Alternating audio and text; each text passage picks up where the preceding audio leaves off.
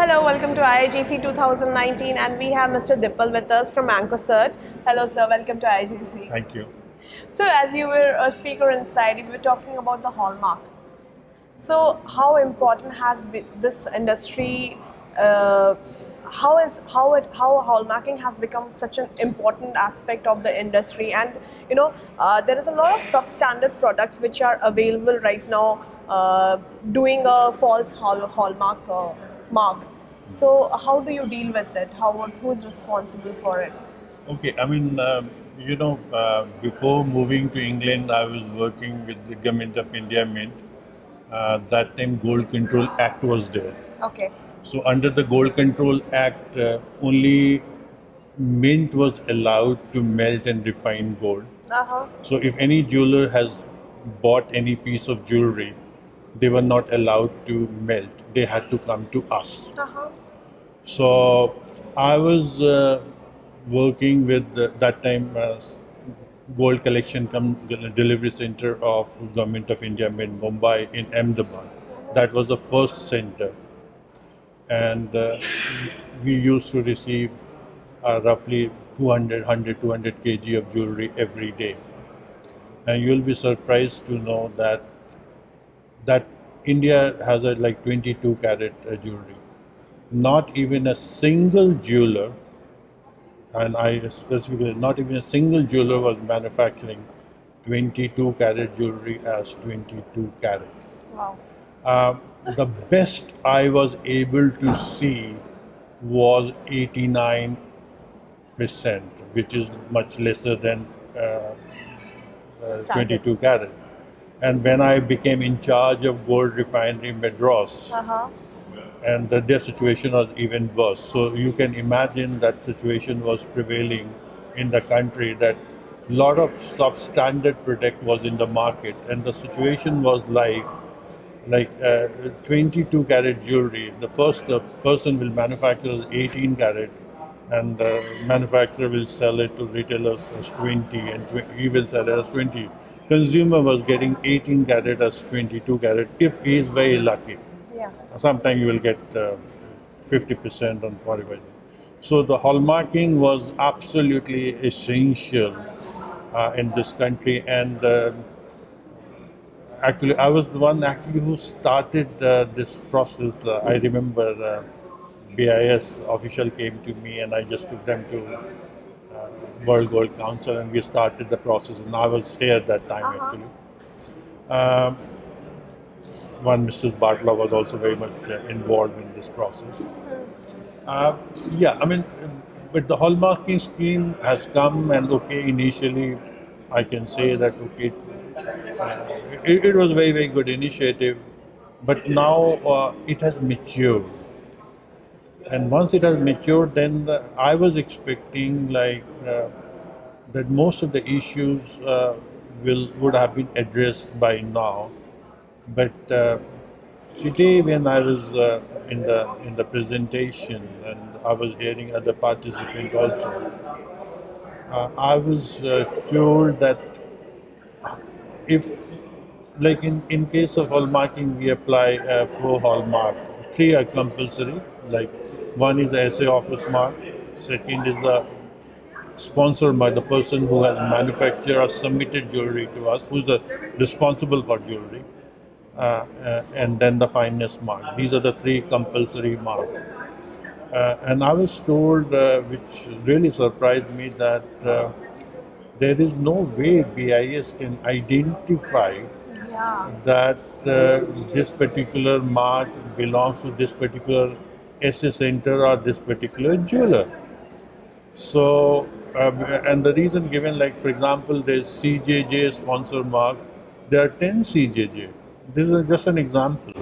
So when I wear my consumer hat and then I go back to BIS, if suppose I have a substandard jewelry and ask them, this is what I bought, this is hallmark, they cannot identify actually who has manufactured and who has hallmarked this jewelry, which is very, very surprising. I think BIS need to address this issue, otherwise this will lose credibility in the market, because in England, even the hallmark which was applied 700 years back, Uh-huh. we are in a position to tell you that who the jeweler was and what exactly his logo and all those details, What and a whether this traceability. is and this is fake or genuine, we are able to tell you That's on what, this issue. yeah, So yeah. that's the situation. So hallmarking is a very good scheme, but there are certain issues they have to address. Yeah. Otherwise, if they have to have some kind of credibility in an international market.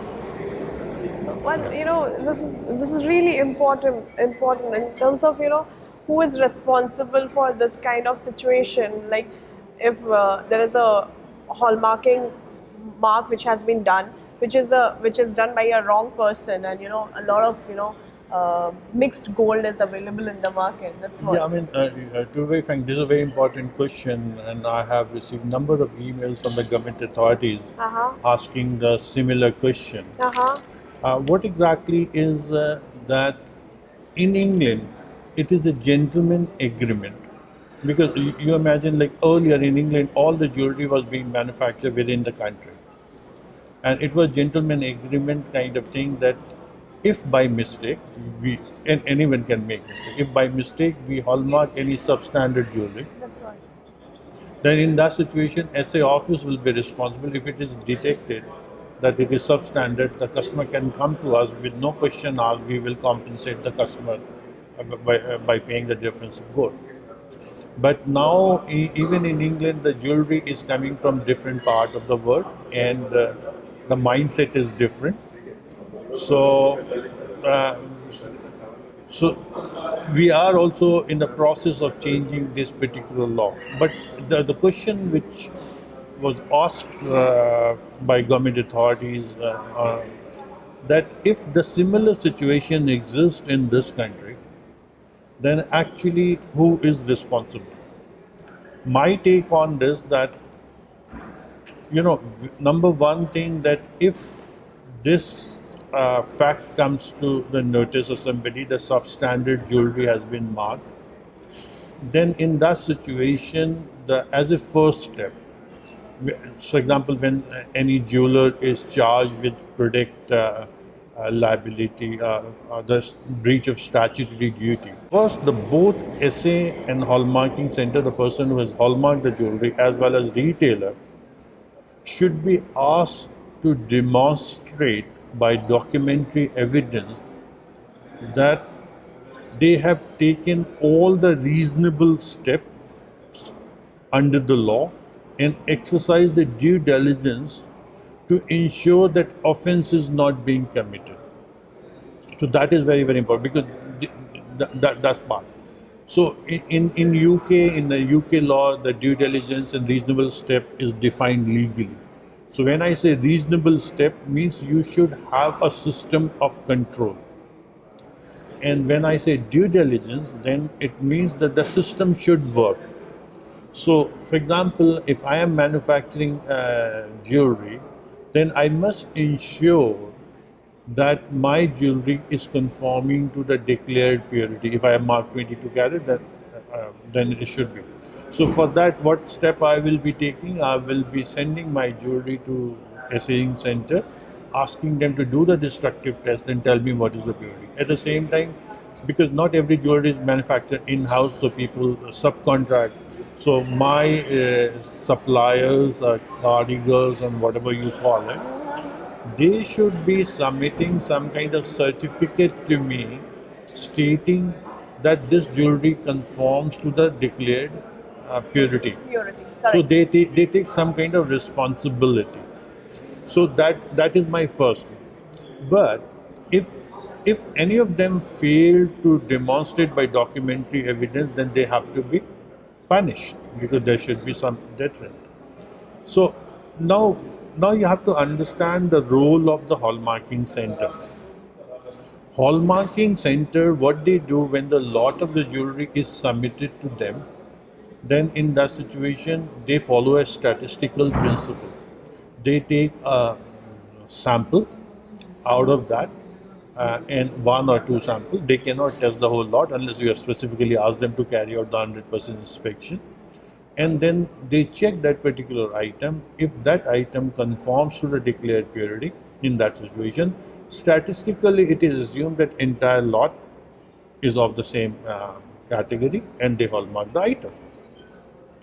They don't do the post-mortem of the jewelry. They just don't check every 100% piece. So they could only be charged with a hefty fine or if they have failed to adhere to the approved procedures. Then in that situation, naturally you impose a hefty fine and you can temporarily or permanently suspend that particular center till they bring the improvement in their process. And the second thing, they can be charged if there is a negligence. When I say negligence, in the sense you smell the jewelry and hallmark it, so that means you have colluded with the jeweler or for the pecuniary gain or something. So when it was possible for you to detect that this is substandard, okay, I can understand that when it was not possible, like something inserted inside the jewelry in the bangle, you have a copper wire, so you cannot do it unless until you destroy it completely, and destroying is not permitted nowadays because you can't destroy it, you have to do it. So in that, but on the other hand, the retailer has got a legal obligation, a statutory duty. This is the law that they have to ensure that the jewelry, what they are declaring, is conformed to that purity. So, like in England, this is not the hallmarking. Like in case of REACH, all the regulations in UK are governed by REACH regulation. So, under the REACH, importer, retailer, the person actually who's selling the jewelry is responsible. How can there be two laws? So I propose that that should be implemented in this country, because then the three things will happen. Number one, the retailer is responsible. He will make the right jewelry. Hallmarking center will check because he can also be punished if he failed to demonstrate. Third body, like a trading standard in England, you have to create. If a consumer has a problem with the jewelry, he can or she can go to the trading standard or which may be BIS or anybody, say that this is the jewelry I bought, this looks like substandard. Then in that situation, BIS should be able to identify who the jeweler is and who's hallmarking, carry out the investigation, and based on that, they should compensate the customer. That should be the actual Ideal case, the ideal process of situation. the doing. So how is your experience going in IIGC? I mean, this is a wonderful thing. I have been attending this conference for the last 4 years, and all the 4 years I have presented paper. I will say this is a very good initiative and very well organized. Thank you so much, sir. Thank you so Thank you. much. Thank you.